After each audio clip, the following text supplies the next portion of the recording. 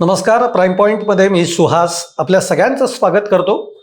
23 एप्रिलला पोटनिवडणूक जी आहे बारामतीतली मतदान होत आहे. राहुरी आणि बारामती या दोन्हीसाठी मतदान होत आहे. आणि इकडे बारामतीमध्ये आपल्याला माहिती आहे की सुनेत्रा पवार अजितदादांच्या पत्नी या आता त्या जागेवर निवडणूक लढवत आहेत. त्यांनी प्रचाराला ही सुरुवात केलेली आहे. पण एका गोष्टीने आपलं लक्ष वेधून घेतलं आहे, ते म्हणजे रोहित पवार हे सुद्धा सुनेत्रा पवारांच्या प्रचारार्थ मैदानामध्ये उतरलेले आपल्याला बघायला मिळत आहेत. आणि त्यामुळे आपले डोळे सुद्धा विस्फारलेत की नेमकं रोहित पवार प्रचारासाठी का उतरलेत. म्हणजे आता यामागे काही राजकारण आहे का एक कुटुंब म्हणून ते प्रचारामध्ये उतरलेत, अशा दोन्ही अंगांनी याची चर्चा आता सुरू झालेली आहे. आणि ती सुरू होण्यामागचं कारण असं आहे की जेव्हा सुनेत्रा पवार या बारामतीमध्ये उमेदवार म्हणून उभ्या राहणार आहेत, त्याच वेळेला शरद पवार गटातली राष्ट्रवादीनं हे जाहीर करून टाकलं की आम्ही कोणताही उमेदवार हा बारामतीतनं देणार नाही, ही निवडणूक बिनविरोध व्हावी अशी आमची इच्छा आहे. पण काँग्रेसनं जसं राष्ट्रवादी शरद पवार गटाने उमेदवार देणार नाही म्हटल्यानंतर तिकडनं काँग्रेसनं लगेचच आपला उमेदवार जाहीर केला आणि काँग्रेसमधनं बारामतीतनं आम्ही निवडणूक लढवतोय हे काँग्रेसनं स्पष्ट करून टाकलं. त्यामुळे ही निवडणूक आता बिनविरोध होणार नाही अशी स्थिती निर्माण झाली. जवळपास मग नंतर छोट्या मोठ्या काही पक्षांनी असे मिळून काही 50-52 लोकांनी तिकडनं अर्जही भरले. पण मोठा पक्ष म्हणून काँग्रेसकडे बघितलं जात होतं. अगदी शेवटच्या क्षणापर्यंत काँग्रेसनं आपली उमेदवारी ही तिकडची तशीच ठेवलेली होती. दरम्यान शरद पवार असंही म्हणालेले होते की काँग्रेसनं उमेदवार देणं किंवा न देणं हा त्यांचा अगदी व्यक्तिगत भाग आहे आणि लोकशाहीच्या या प्रक्रियेमध्ये उमेदवार देणं हे क्रमप्राप्त असू शकतं, म्हणून काँग्रेस तसा विचार करत आहे. त्यामुळे आपण त्या अर्थाने या गोष्टीकडे पाहिला पाहिजे असंही शरद पवार म्हणाले. त्याच्यानंतर काही दिवस जात आहेत. पार्थ पवारांनी एक विधान केलं की जे काँग्रेसला अत्यंत बोचलं. पण त्या दरम्यान रोहित पवारांनी, आपल्याला आठवत असेल की उमेदवारी अर्ज मागे घेण्याचे काही दिवस शिल्लक असताना, 2-3 दिवस शिल्लक असताना रोहित पवार यांनी काँग्रेसचे जे प्रदेशाध्यक्ष आहेत हर्षवर्धन सपकाळ यांची भेट घेतली. यांची भेट का घेतली तर तुम्ही उमेदवार मागे घ्या हे सांगण्यासाठी ही भेट घेतल्याचं आपल्याला कळलेलं आहे. आणि त्याच वेळेला या भेटीमध्ये त्यांनी हर्षवर्धन सपकाळ यांच्या समोर पार्थ पवारांच्या वतीनं माफी सुद्धा मागितली. त्यामुळे त्याही वेळेला ही चर्चा झाली की रोहित पवार एवढा पुढाकार का घेत आहेत. म्हणजे एकतर शरद पवारांनी हे स्टेटमेंट केलंय की लोकशाहीच्या प्रक्रियेमध्ये अशा पद्धतीनं उमेदवार देणं हा काँग्रेसचा अधिकार आहे, त्यांनी तो दिलेला आहे, त्यामुळे आम्ही त्या अर्थानेच त्याच्याकडे बघू. असं असताना रोहित पवार हे हर्षवर्धन सपकाळ यांना भेटतात आणि उमेदवारी अर्ज मागे घ्या असं म्हणतात, बिनविरोध होऊ द्यात ही निवडणूक ही विनंती करतात. शिवाय पार्थ पवारांच्या वतीनं ते माफीही मागतात. नेमकं रोहित पवार असं का करतायत हे त्याही वेळेला याची चर्चा झालेली होती. यानंतर अगदी शेवटच्या क्षणापर्यंत, म्हणजे मला वाटतंय 12-13 जी तारीख होती अर्ज मागे घेण्याची, त्या तारखेपर्यंत काँग्रेसनं आपला उमेदवार मागे घेतला नाही. आणि त्याच दरम्यान शरद पवारांनी सकाळी एक विधान केलं. विधान म्हणजे ते म्हणले, मी एक काँग्रेसला सल्ला देईन की त्यांनी उमेदवार मागे घ्यावा, हा माझा सल्ला असेल, पण उमेदवार मागे घ्यायचा किंवा नाही घ्यायचा हा पूर्ण अधिकार हा काँग्रेसचा आहे, असं म्हणून शरद पवारांनी काँग्रेसला एक सल्ला दिला. या सल्ल्यानंतर असंही बोललं जात आहे की शरद पवारांनी काँग्रेसच्या वरिष्ठ नेतृत्वाशी देखील चर्चा केल्याचं देखील आपल्याला माहिती आहे. आणि मग या सगळ्या घडामोडीनंतर दुपारी अगदी 2-2:30च्या सुमारास काँग्रेसनं पत्रकार परिषद घेऊन, हर्षवर्धन सपकाळ यांनी पत्रकार परिषद घेऊन आपला उमेदवार जो आहे तो आपण मागे घेतोय आणि ही निवडणूक बिनविरोध व्हावी यासाठीच आम्ही हा उमेदवार मागे घेतोय. निवडणूक काही बिनविरोध होणार नाही, कारण अजून काही पक्ष आहेत की जे उमेदवारी भरतायत. पण जो मोठा पक्ष काँग्रेस म्हणून बघितलं गेलं त्यांनी मग आपला शेवटचा क्षणी उमेदवार मागे घेतलेला आहे. आता सुनेत्रा पवार या तिथनं अगदी मोठ्या मताधिक्याने निवडून येतील हे सगळं खरं असताना शरद पवारांनी काँग्रेसनं उमेदवारी मागे घेतल्यानंतर शरद पवारांनी केलेलं एक स्टेटमेंट सुद्धा फार महत्वाचं आहे.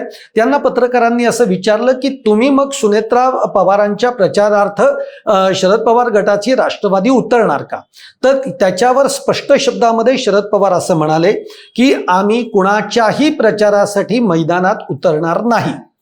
हे इतकं स्पष्ट केलेलं असताना मग रोहित पवार सध्या प्रचारामध्ये उतरलेले आपल्याला बघायला मिळत आहेत. त्यांनी कोपरा सभा, घोंगडी सभा, म्हणजे गावाकडे घोंगडी सभा असं म्हणण्याची देखील एक पद्धत आहे.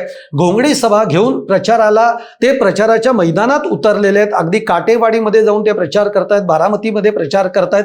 आणि या रोहित पवारांच्या या प्रचारांमुळे महाराष्ट्रामध्ये म्हणा एक संभ्रमावस्था निर्माण झालेली की नेमकं दोन राष्ट्रवादींचं चाललंय काय. म्हणजे एकतर अजित पवार असताना अजित पवार शरद पवारांची साथ सोडून त्यांनी दुसरी राष्ट्रवादी निर्माण केली, ज्याला घड्याळ आणि राष्ट्रवादी हे नाव सुद्धा अजित पवारांच्या राष्ट्रवादीला मिळालं. तिकडे शरद पवारांना तुतारी हे चिन्ह देण्यात आलं. दोन पवारांमध्ये ज्याला म्हणतो आपण एक प्रकारचं अंतर पडलं आणि दोन राष्ट्रवादी निर्माण झाल्या. आणि त्या काळामध्ये आपण बघितलंय की एकतर शरद पवार असतील किंवा पवार कुटुंब असेल ते आपले व्यक्तिगत संबंध जे आहेत, कौटुंबिक संबंध जे आहेत ते जपताना वारंवार आपल्याला बघायला मिळालेले आहेत. पण जिथं राजकारण येतं तिथं राजकारणच त्यांनी केलंय. अगदी सुनेत्रा पवारांना लोकसभेच्या निवडणुकीसाठी अजितदादांनी उभं केलेलं असताना, त्यांना तिकीट दिलेलं असताना सुप्रिया सुळे या त्यांच्या विरोधामध्ये होत्या. आणि प्रचाराच्या वेळी आपल्याला हे सुद्धा माहिती आहे की शरद पवारांनी अत्यंत मोठं धक्कादायक एक विधान केलेलं होतं की सुनेत्रा पवार या काही पवार कुटुंबातल्या, मूळ पवार कुटुंबातल्या नाही आहेत, त्या बाहेरनं आलेल्या पवार आहेत आणि पवार झाल्या आहेत. म्हणजे इतकं मोठं विधान की जे विधान खरं तर त्यावेळेला बारामतीकरांनाही रुचलेलं नव्हतं, महाराष्ट्रालाही रुचलेलं नव्हतं, महाराष्ट्रातल्या महिला वर्गाला सुद्धा ते रुचलेलं नव्हतं की असं कसं शरद पवार म्हणू शकतात वगैरे वगैरे. पण तो सगळा भाग आता संपला गेला. पण काही खुणा ज्या असतात त्या मनामध्ये असतातच. आणि सुनेत्रा पवार आता आज जेव्हा उभं राहत आहेत तेव्हा शरद पवार म्हणतात की आम्ही कोणाचाही प्रचार करणार नाही. मग रोहित पवार प्रचारामध्ये उतरून नेमकं काय साध्य करू पाहत आहेत? हा रोहित पवारांचा व्यक्तिगत निर्णय आहे का? कारण जेव्हा रोहित पवार हे शरद पवार गटाचे आमदार आहेत, शरद पवारांचे अत्यंत जवळचे ते नेते आहेत, असं असताना रोहित पवार प्रचारामध्ये उतरतात. रोहित पवार हर्षवर्धन सपकाळांना भेटतात, उमेदवार मागे घेण्याची विनंती करतात. हे सगळं रोहित पवार त्यांच्या पातळीवर करतायत. पण मग आता प्रचारात उतरण्याचा निर्णय हा त्यांचा व्यक्तिगत आहे, कौटुंबिक म्हणून या सगळ्याकडे बघायचं आहे की यामागे काही राजकारण आहे. कारण एक लक्षात घ्या, रोहित पवार एका गोष्टीमध्ये खूप यशस्वी झालेले आहेत, ते म्हणजे अजितदादांच्या किंवा आता आपण म्हणूयात सुनेत्रा पवारांच्या राष्ट्रवादीमध्ये एक संभ्रम निर्माण करण्यामध्ये रोहित पवार हे खूप यशस्वी झाल्याचं आपल्याला बघायला मिळतं. यशस्वी कोणत्या अर्थाने? तर मुळामध्ये पहिल्यांदी अजितदादांचा अपघात नाहीये, तो घातपात आहे, ही एक थिअरी त्यांनी समोर आणली. त्या दृष्टीनं तपास होत नाहीये असंही ते म्हणत राहिलेत. तपास चालू आहे, अजून तपासातले कोणतेही मुद्दे समोर आलेले नाही आहेत, ही देखील एक वस्तुस्थिती आहे. पण हा घातपात आहे, याकडे रोहित पवार यांनी लक्ष वेधलं आणि त्याच्यामध्ये ते यशस्वी झाले. त्यानंतर या घातपातामागे अजित पवार गटातलेच दोन व्यक्ती आहेत, एक प्रफुल्ल पटेल, एक सुनील तटकरे, हे बिंबवण्यामध्ये ते यशस्वी झालेले आहेत. म्हणजे लोकांच्या मनामध्ये एक संभ्रम निर्माण झालाय की नेमकं खरं काय आहे. खरंच अजितदादांच्या घातपातामागे या दोन व्यक्ती आहेत का? कारण रोहित पवार तर अशा पद्धतीचे कागदपत्र समोर घेऊन येत आहेत, मुद्दे घेऊन येत आहेत, आणि इकडे सुनील तटकरे, प्रफुल्ल पटेल तर काही बोलत नाहीयेत. अशी एक सगळी अवस्था रोहित पवारांनी त्या काळामध्ये निर्माण केलेली ही देखील आपण बघितलेलं आहे. त्यानंतर अगदी रोहित पवारांनी म्हणजे खरं तर शेवटी असं आहे की आज प्रफुल्ल पटेल, अजित पवार हे जरी अजित पवार जरी पक्षाचे अध्यक्ष असले तरी प्रफुल्ल पटेल, अजित पवार यांच्यामध्ये एक मैत्री सुद्धा होती. अजितदादा गेल्यानंतर सुनेत्रा पवारांच्या खांद्यावर हात ठेवून त्यांनी प्रफुल्ल पटेलांनी सुनेत्रा पवारांना बाजूला नेलेला आहे. हे देखील रोहित पवारांना रुचलं नाही आणि त्यांनी मग त्याची देखील एक मोठा ज्याला आपण म्हणतो एक बवाल केला की हे काय म्हणजे प्रफुल्ल पटेल असं सुनेत्रा पवारांच्या खांद्यावर हात कसं ठेवू शकतात, आतापर्यंत आम्ही काकींच्याकडे एक आदराने पाहत आलेलो आहेत वगैरे वगैरे अशा पद्धतीने विधानं करून त्यांनी प्रफुल्ल पटेलांना सुद्धा या ठिकाणी बदनाम करण्याचाही प्रयत्न केला. हे सगळं रोहित पवार ठीक आहे, समजू शकतो आपण की एक राजकारणाचा भाग आहे आणि इथं डॅमेज केल्याशिवाय म्हणजे राजकारणामध्ये एकमेकांना डॅमेज करण्याचा प्रयत्न करतात, त्याचा हा एक भाग असू शकेल. पण आता सुनेत्रा पवार या त्यांच्या स्वतंत्र पक्षाकडनं उमेदवारी भरतायत. पहिल्यांदा तुम्ही कधी सुनेत्रा पवारांच्या प्रचारामध्ये कधी उतरला नाहीत. जेव्हा अजितदादा हयात होते त्या लोकसभेच्या काळामध्ये तुम्ही कधी सुनेत्रा पवारांना मदत व्हावी अशा पद्धतीची कधी विधानं केली नाहीत. आणि आता जेव्हा अजितदादा नाही आहेत, सुनेत्रा पवार त्यांचा पक्ष त्यांच्या पक्षाच्या त्या अध्यक्ष झालेल्या आहेत, त्या त्यांचा पक्ष चालवत आहेत. अशा वेळेला त्यांच्या पक्षाच्या म्हणजे सुनेत्रा पवारांच्या साठी प्रचारामध्ये उतरणं हे रोहित पवार का करतायत? मग खरंच अजितदादांच्या विषयी त्यांचं जे काही एक नातं असेल, जे प्रेम असेल, या प्रेमापोटी सगळं चाललंय, हा एक त्यातला भाग असू शकतो. एक कौटुंबिक जे की शरद पवार असं म्हणाले होते की मी या कुटुंबाचा प्रमुख आहे आणि म्हणून मला त्या दृष्टीनं या सगळ्या घटनांकडे बघावं लागतं. हा त्यातला एक भाग आहे की कुटुंब म्हणून आम्ही प्रचारात, जरी शरद पवार प्रत्यक्ष प्रचारामध्ये नसले किंवा सुप्रिया सुळे प्रत्यक्ष प्रचारामध्ये नसल्या तरी एक पवार कुटुंब म्हणून आम्ही त्यांच्या पाठीशी आहोत आणि म्हणून मी प्रचारामध्ये उतरलोय. हा त्यातला काही भाग आहे का? याच्यामध्ये राजकारणाचा भाग आहे. राजकारण म्हणजे काय एक लक्षात घ्या.